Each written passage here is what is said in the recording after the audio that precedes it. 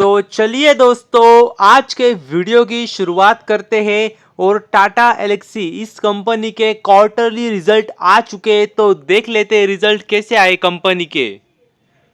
तो रिजल्ट की यदि बात करें तो देख सकते हैं आप, अगर आप देखेंगे टोटल इनकम तो देख सकते हैं जो पिछले साल इनकम थी इसी क्वार्टर में वो थी 83,600। और जो इनकम पिछले क्वार्टर में आई थी वो भी देख सकते हैं वो है 91,200। और जो इनकम अभी आई है इस क्वार्टर में वो है 94,900। तो मतलब देख सकते हैं इनकम में ग्रोथ हुई है, ईयरली भी ग्रोथ है, क्वार्टरली भी ग्रोथ है।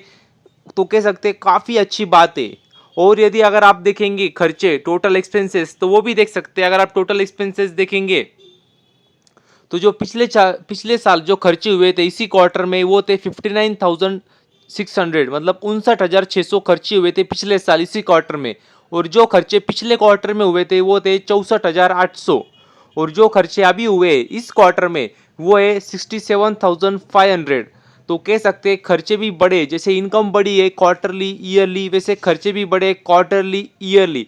तो हमें देखना होगा net profit for the period. तो नेट प्रॉफिट अगर आप देखें तो देख सकते हैं जो पिछले साल प्रॉफिट था इसी क्वार्टर में वो था, देख सकते हैं वो था 19,400।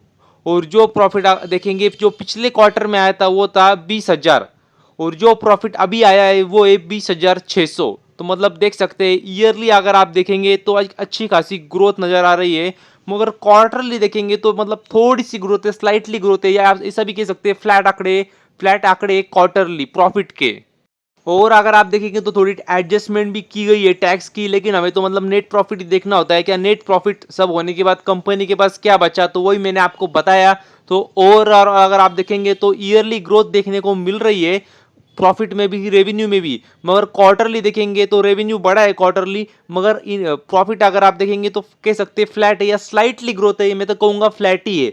और अगर आप ईपीएस देखेंगे तो ईपीएस में भी आपको वही दिखाई देगा, देख सकते हैं जो पिछले साल ईपीएस था इसी क्वार्टर में वो था 31.26। और जो पिछले क्वार्टर में आया था ईपीएस वो था 32.15।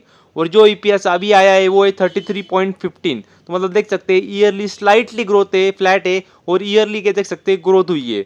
और अगर आप देखेंगे सेगमेंटेड रेवेन्यू तो आपको उधर भी वही नजर आएगा कि उनका मेन रेवेन्यू स्ट्रीम है वो है सॉफ्टवेयर डेवलपमेंट एंड सर्विसेज। तो वहां से देख सकते हैं जो पिछले साल था रेवेन्यू इसी क्वार्टर में वो था 79,000 का, और पिछले क्वार्टर में आया था 85,000।